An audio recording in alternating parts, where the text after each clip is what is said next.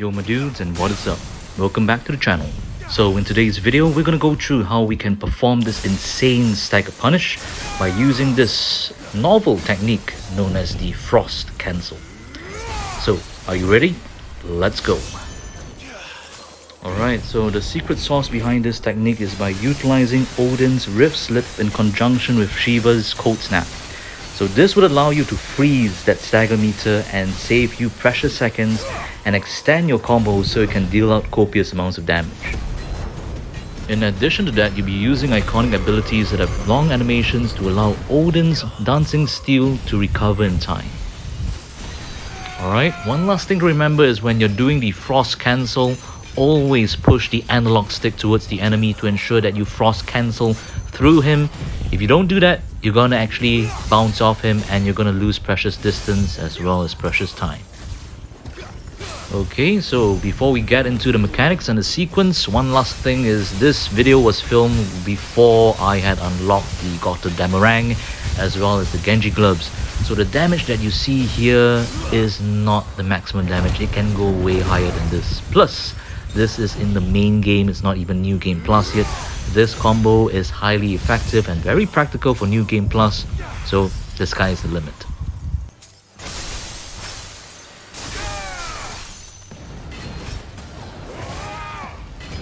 Okay then, so here's the sequence. Just before you stagger the enemy, you want to place a lightning ball, let that trigger the stagger, and after that immediately unleash Diamond Dust.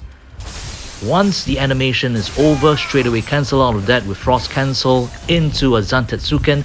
This is gonna freeze the stagger meter for a while. When you come out of that, cancel again, go into now, alright, Dancing Steel, and hit those lightning orbs to regenerate Zantetsuken. Once you come out of that, okay, don't wait for him to finish his whole animation. Once the final hit, and then you cancel and go into Flames of Rebirth. Now from Flames of Rebirth, this is a long animation, so that's gonna eat away at the recovery time of Dancing Steel.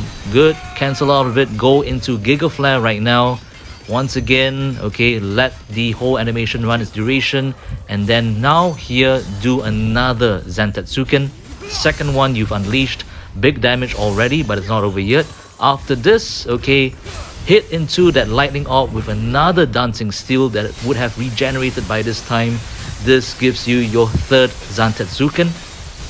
And when you come out of that, it's not over yet, okay? We're gonna unleash the third Zantetsuken by cancelling into it, yup. But before you do that, as you saw there, you can also activate your Limit Break for an extra 10% damage.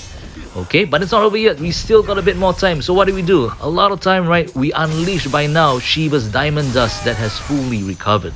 So yet again, a bit more time. Okay, just get in a few more hits and voila. Okay, not the optimal equipment build, but there you see 266,000 thereabouts of damage. It can go higher than that. I estimate probably about level 50, Gotterdamerang with Genji Gloves, possibly hitting 300k. Now here, this is a practical explanation, or rather practical application of this technique, whereby I bait the enemy and I also throw in a starting Megaflare. Now this here is going to be a bit different. If you notice in the previous video, okay, on how to apply the technique in training mode, you'll notice that there's a lot of time for you to actually, go cook an egg, bake some bread, do whatever you want. But here, those precious few seconds that you saved by preventing the stagger meter from depleting too quickly is going to come in handy here, because when you actually, okay, coming up soon, when I place the second Megaflare just before I stagger him, this is going to help because I'm not letting the lightning orbs stagger the enemy, but rather I'm going to actually place the lightning orb after the enemy is staggered. Alright, so check it out.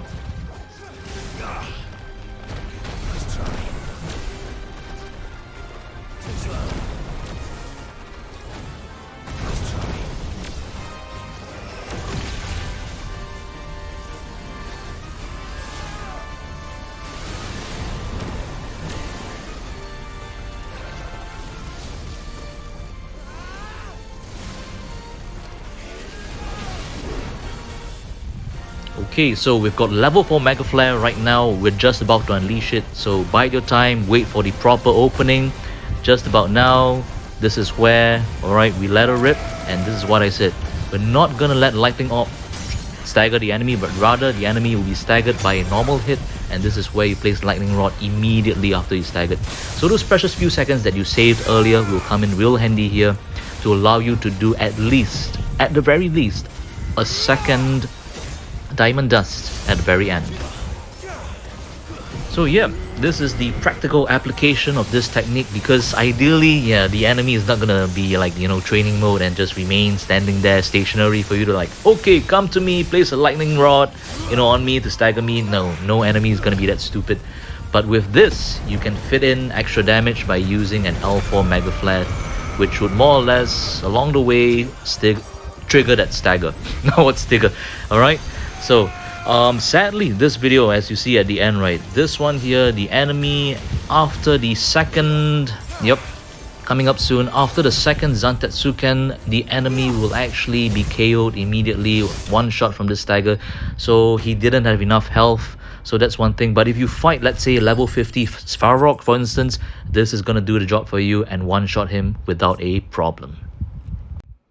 Alright, so there you have it, guys. So finally, I would like to give a huge shout out to Nostalgic for coming up with the main sequence, which I adapted and also added in the L4 Megaflare plus the Diamond Dust at the end.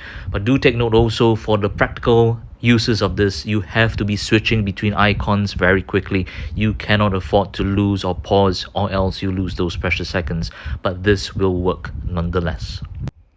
And with that, thanks for tuning in, and I hope this video was helpful. If it was, please smash that like button, leave a like, subscribe, and I'll see you for the next one with more exciting Final Fantasy XVI videos. Peace out.